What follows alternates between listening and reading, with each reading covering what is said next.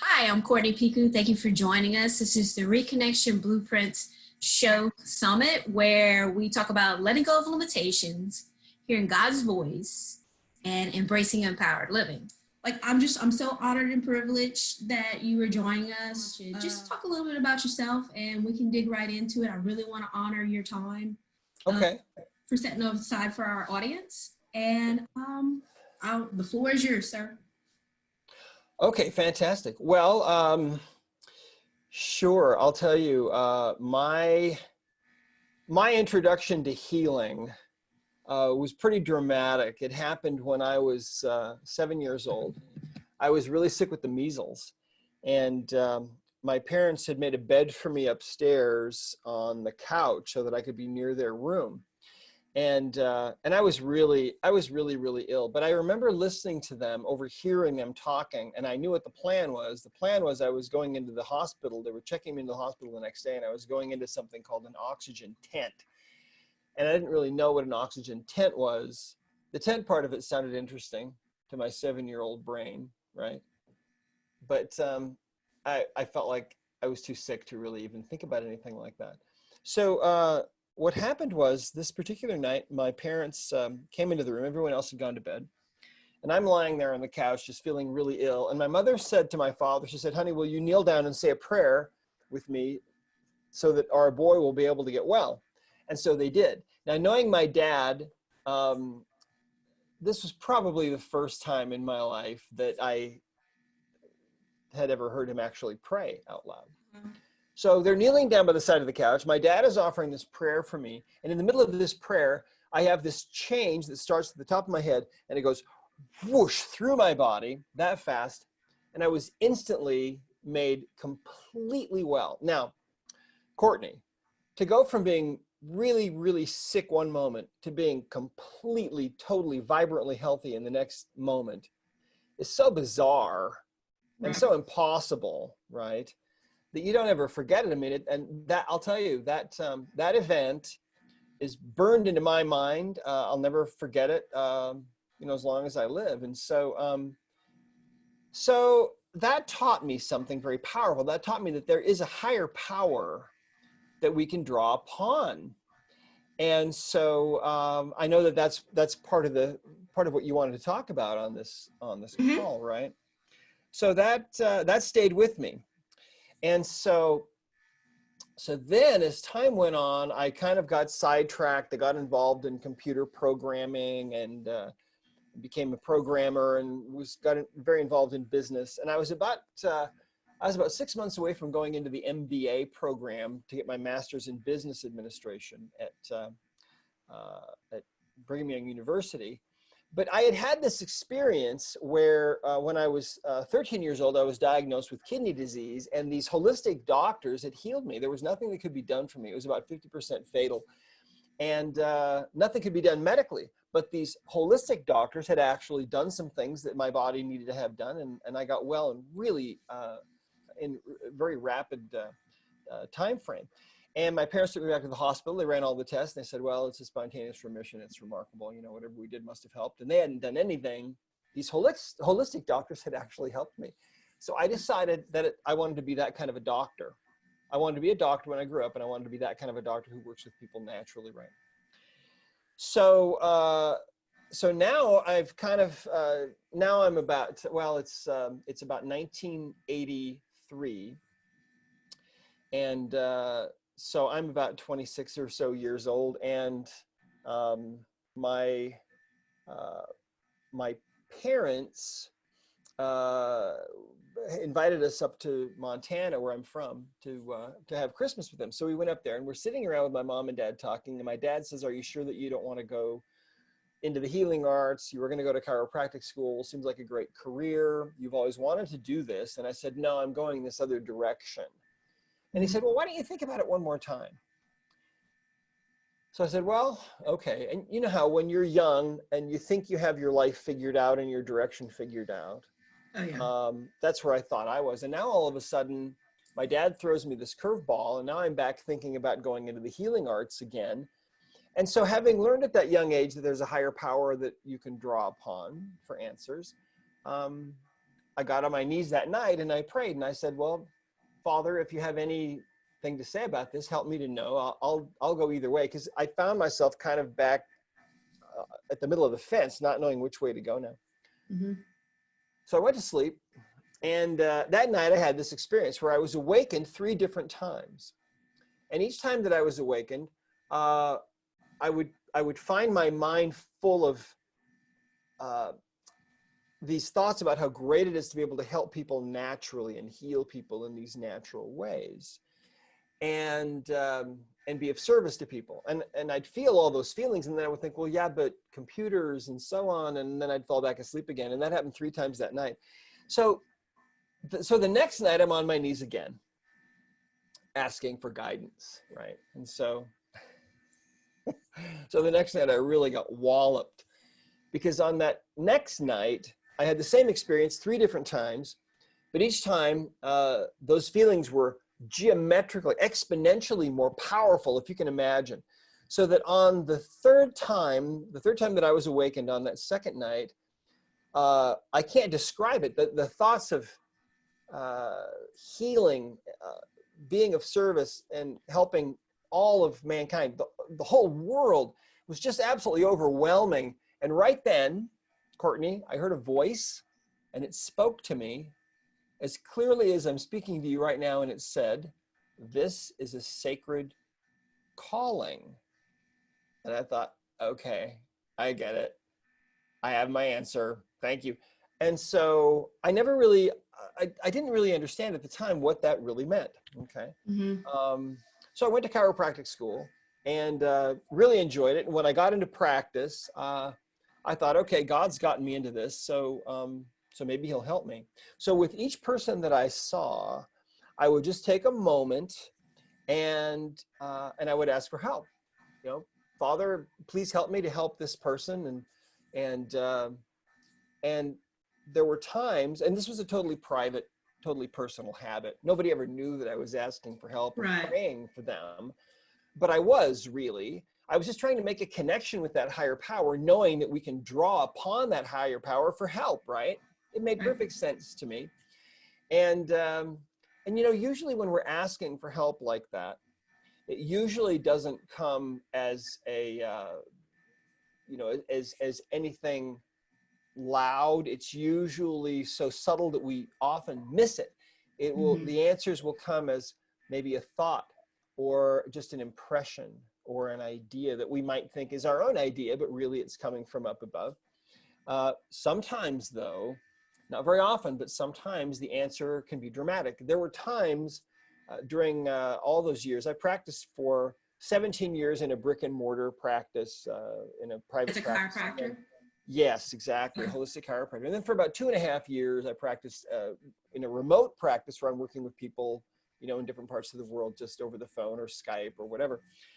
But there were times during those years when somebody would come in to see me who had some kind of problem going on that I didn't know how to address. I didn't know how to work with them. And I would offer that silent prayer. And in response, the information would just literally flood into my being like an avalanche of data and understanding. It was the most amazing thing. Now, that only happened, I could count the times on one hand over all those 20 or so years that happened. But that was very, very noticeable when that would happen. Well, one of the things that I learned during these years is that the subconscious mind of the individual is very willing to help. See, we have this conscious mind, which is where we spend all of our waking hours, and we have our relationships, and we work our jobs, and so on, and we go to school and all kinds of things, and that's where we spend our waking hours. Well, when we go to sleep, our subconscious mind, our conscious mind shuts down, but the subconscious mind never sleeps. And that's the part of our intelligence that actually knows what we really, truly need on every level. And so what I found by tapping into that computer system, being a former computer programmer, right? I saw the subconscious mind as a computer that could be queried, questions could be asked, answers could be gotten. And that's how I based my whole practice. or what I based my whole practice on, was this premise that you can ask questions and you can get answers. And so that's why during all those years, during the last 10 years of my practice, most of the people that I saw had been told there was really no help for them at all in Western medicine. And yet the vast majority of those people, with just a couple of exceptions, were able to get well. Why? Because I wasn't just throwing drugs at them or trying to remove things from their bodies. I was actually asking their subconscious mind, which I believe is really just the spirit within us, right? The spirit within each one of us. It knows what we really need. And so, does that make sense to you? Absolutely. I mean, yeah, like, and kind of what you're talking about is like those moments where you just knew with them. I mean, there'll be times where I'm sitting across from someone or even on a Zoom call and like I just feel the energy in it. Like, and I know that it's the Holy Spirit prompting me to, okay, Court, like here, we get to go here. I mean, it's what Jesus did on the earth. So I believe in Jesus. And me too. And I mean, he never healed the same way because the need was different and was in tune with what you're saying. And it's just, I totally get what you're saying. I understand quantum physics is really starting to prove a lot of like, and science really proves the Bible. Like it's coming back into alignment. And like I agree. being in alignment with ourselves, it creates like for us to be in alignment with other people. And like I know exactly what you're talking about when you're talking about the energy, like just that moment where, okay, I don't really know where I'm going with this, but the body knows what's going on and that spirit knows what's going on. So we get to just go there and be curious about it. And I've seen so many breakthroughs. Really, it's up here where I see the most breakthroughs. And then when we have breakthrough up here and we can kind of like move our rational brain out of the way, really tap into our heart, like that's where like the healing alignment in the body like comes into play. I mean, that's how I got into, I thought I was going to law school whenever I was.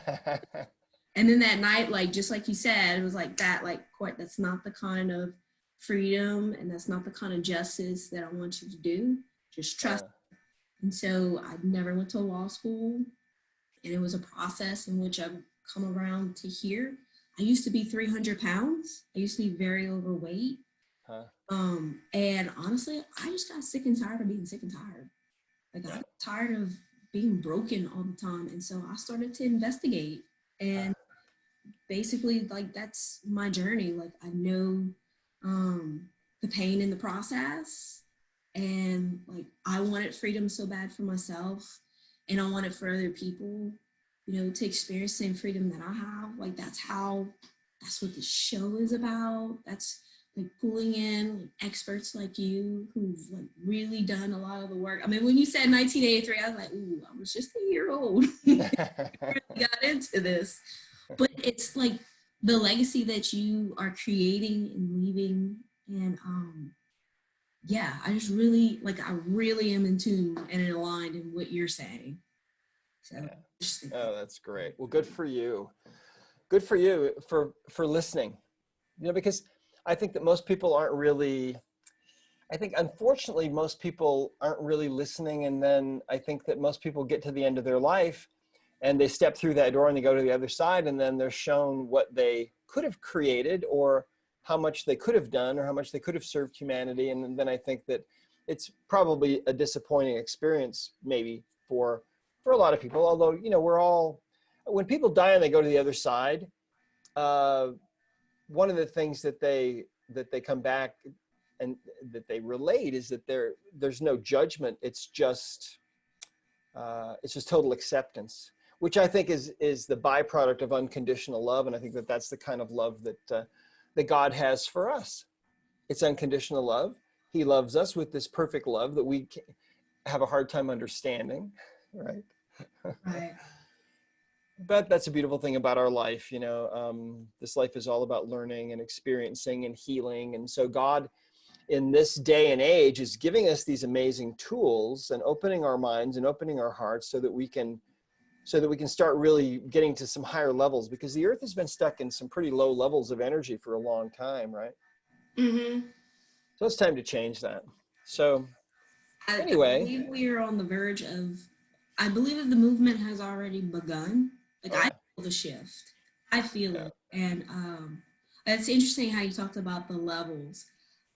I do feel the shift. And, like, like, you can be a spectator, or you can just, like, get in there and just be a part of it and, contribute. Because, like, generosity and just giving to people, like, just being open with people. And I find whenever we're open and we're vulnerable with people, like, it creates a safe space for them to have a healing experience.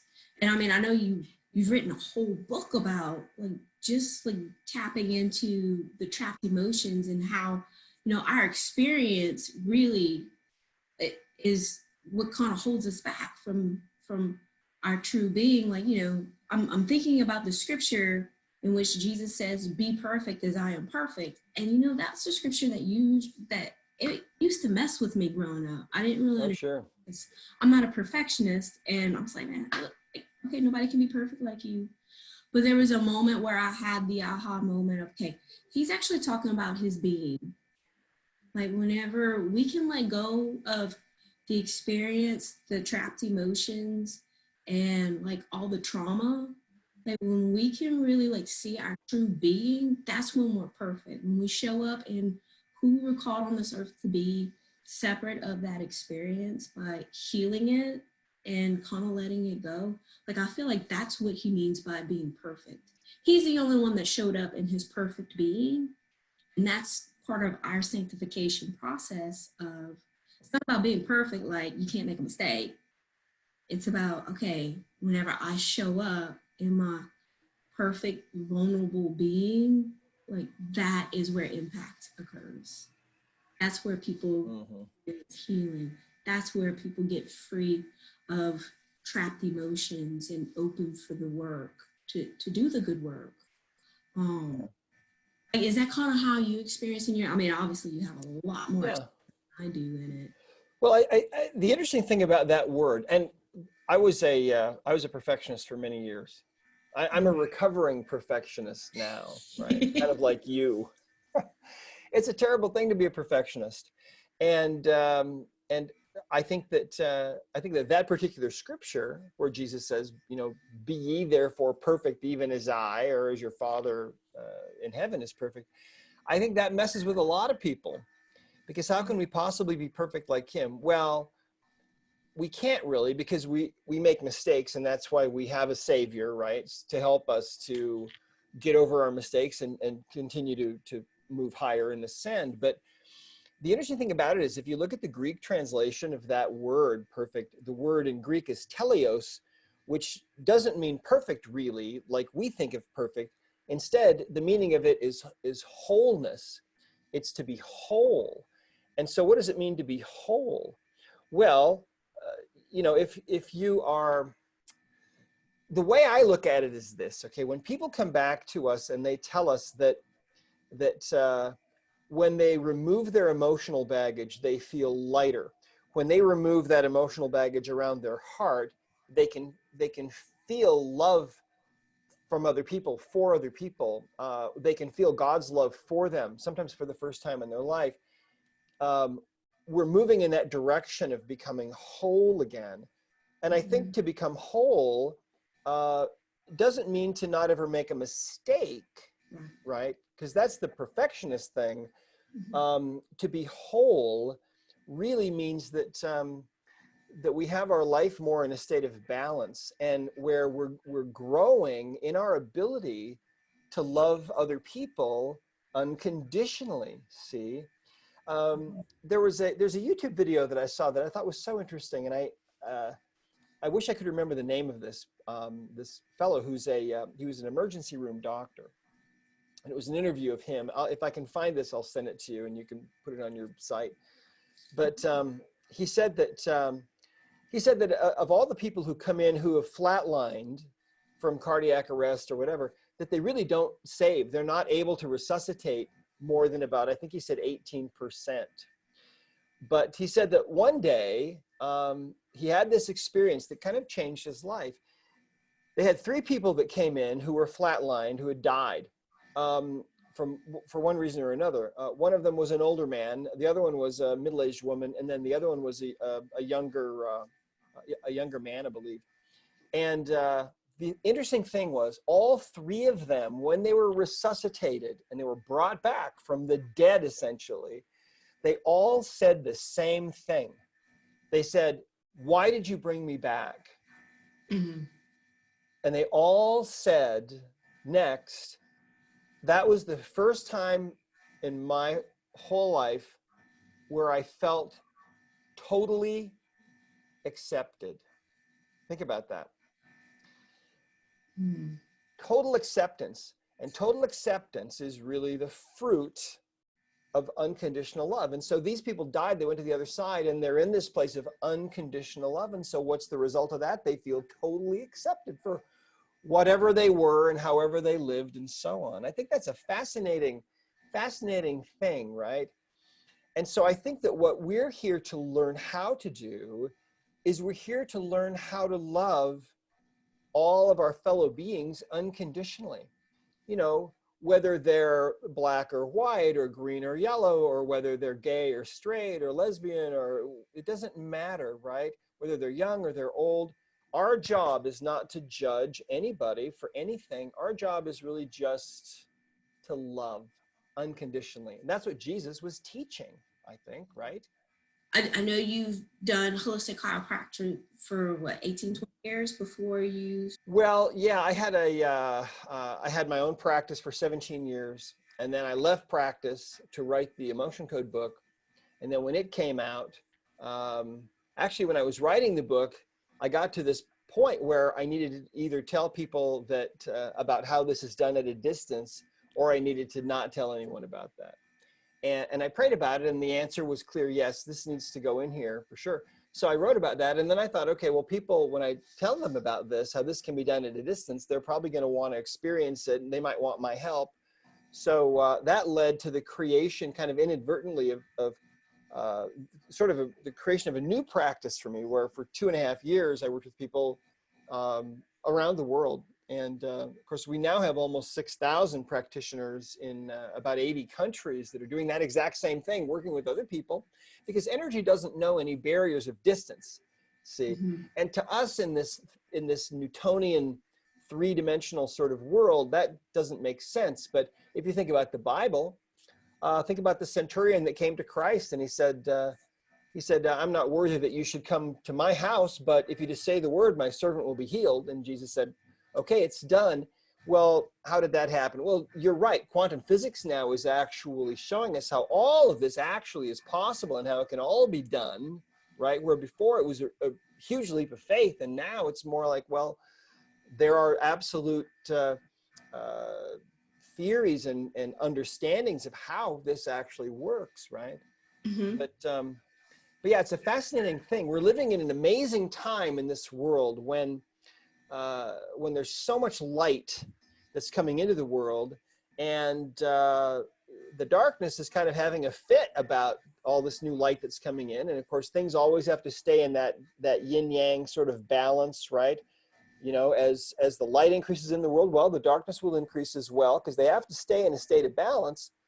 But it's a fantastic time really to be alive. And what the Emotion Code book is about, of course, is it's about how we pick up emotional baggage and what that emotional baggage really is.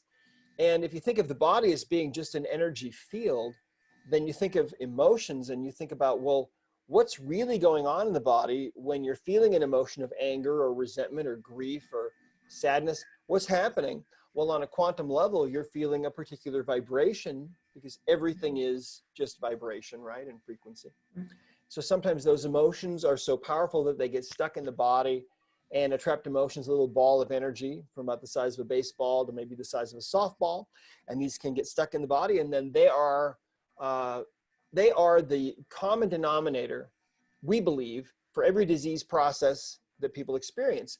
Not only physical diseases, but also mental and emotional problems as well. And so the beautiful thing about it is getting rid of that emotional baggage is simple enough and easy enough that anybody can do it.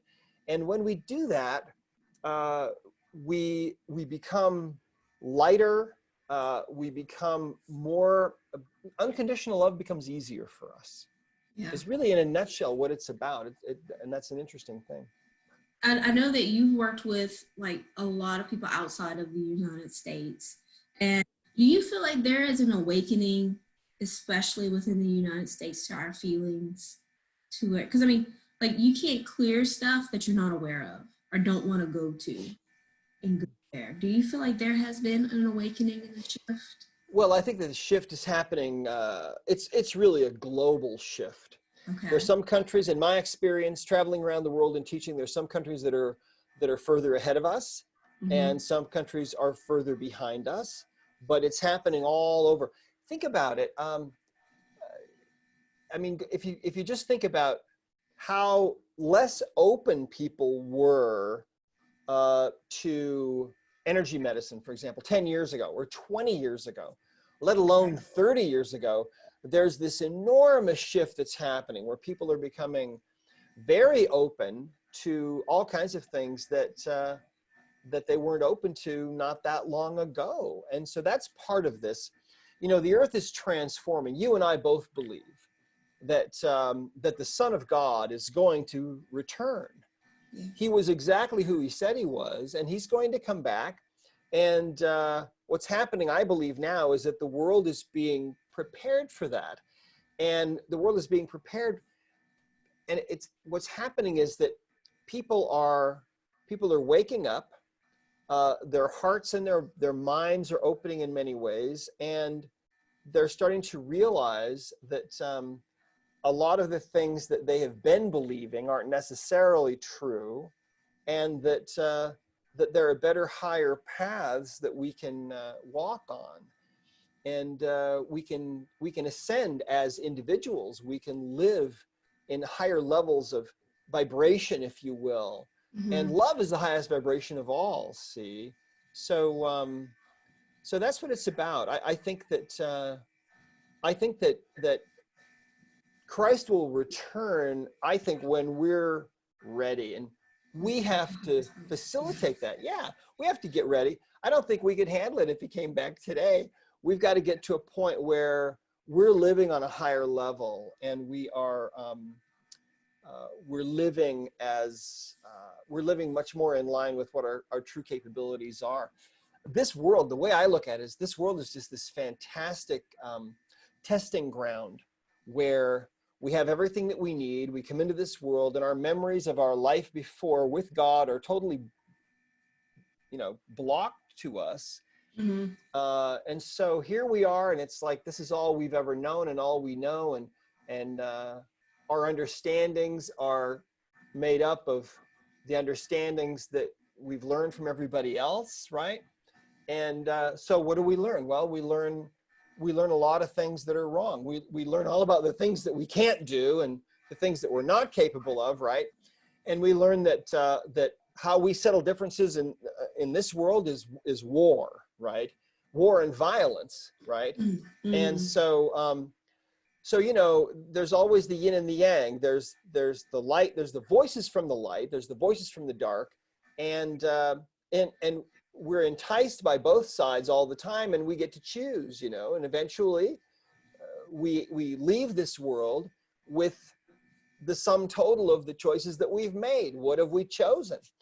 There was a fascinating story back in the 70s. There was a guy who was in a plane crash. He was on this passenger plane that went down, and he regained consciousness, and he was in the weeds out of the airplane. And he got up, and he saw the airplane was over there, and it's in flames, and he goes to see if he can rescue anybody. And as he looks into the airplane, it's like looking into a furnace, and it's a horrible sight. There are all these people that are still strapped into their seats, but it's everything is in flames, and these people are in their death throes. But as he sees them die, he sees the spirits of these people leave their bodies, go out of the top of their heads, and he sees that they're not in pain anymore, and these spirits just one by one just come out of these bodies and go right through the top of the fuselage and onward, you know. But what he notices is that some of these spirits, as they leave these bodies, some of these spirits are really intensely bright to look at. Mm-hmm. Others are shades of gray, and one or two are actually kind of dark. And what he perceived and understood from that was that how bright or how dark these spirits were was based upon the choices that they had made in this world, right? Whether they had listened to and made good choices or whether they had made bad choices. And we all have that opportunity. And so he made the rounds. I remember back, he was on Merv Griffin and some of the other shows back then a long time ago talking about this. And his mission was to tell people that the choices that we make have a big determination on how we end up. And he was devoted to spending the rest of his life living in such a way that he would make only the good choices and come out, at the end of it with a nice, bright, shiny spirit to move on into eternity with. As we kind of wrap it up, and we've covered so much good stuff. Like, is there anything that you're kind of in development for, or anything that you really kind of want to just get out there to the audience that can help them with, like letting go of the limitations and being in alignment with themselves for like total alignment? Well, absolutely. I think that, in the emotion code, one of the things that we talk about is something that we call the heart wall. And what happens to us is that sometimes we feel like our heart is going to break. And what will happen then is that the subconscious mind will put up a wall around that heart made from layers of your emotional baggage. And that's the most important part really of the emotion code. Removing those layers of emotional baggage and opening that heart up again so that you can give and receive love better, more easily. And so that you can feel the love of that higher power for you. And so that you can really manifest into the world the best creative ideas that are in your being, because those creative ideas are actually in your heart brain. They're not in this brain. The heart, we believe, is a brain, and there's lots of science now that's actually backing that idea up. So yeah, my advice and recommendation for your listeners would be to just get yourself a copy of the Emotion Code. It's available on Audible as an audiobook. It's available, of course, on Amazon and in bookstores everywhere. If you want to try out the first couple of chapters for free and just check it out, you can go to emotioncodegift.com. You can read the first couple of chapters and see what you think, and then you can get the rest of it if you want. The work that you've done has just been so valuable. I thought it was really cool because she was actually talking to me about some of the apps that I think you guys have developed. Yeah, we have a new app that we're going to be releasing really soon. It's called the Body Code, and okay, yeah, here we go. So basically, when I was in practice, what I found is that there are 6 different kinds of imbalances that lead to our symptoms, mental or emotional or physical. Mm-hmm. And so for example, what this app is, the Body Code, and it's going to be listed, we'll have it available soon for Apple and Android. But what you do is you ask questions of the subconscious mind, of the spirit within, and you use muscle testing to get those answers. For example, if I were there with you, Courtney, muscle testing, if you were to hold out your arm and say, "My name is Courtney," you'd be strong because the subconscious mind can't lie. And so basically what happens is when you're trying to find an imbalance, you ask questions and then you just get answers, and you can find all kinds of things going on. You might find an individual tooth that shows up, for example, or you might find that maybe there's something going on. Maybe you've got some kind of an allergy to something, or maybe there's something emotional going on. And of course, we have the chart of emotions in here. There's 60 emotions, and then you can touch one of these. It'll actually give you the definitions and so on. So everything is in here. There's toxins in here, pollutants, things like biological toxicity, all kinds of things. The beautiful thing about this app, and I'll tell you where this really came from. The beautiful thing about it is anybody can do this. What happened was about a year after the Emotion Code book came out, Mm-hmm. I had this experience where one morning I woke up and my mind was full of instruction. And the instruction was, you need to take everything that you've learned about natural healing and put it into a self-study course that anyone can learn and make it available to everyone everywhere.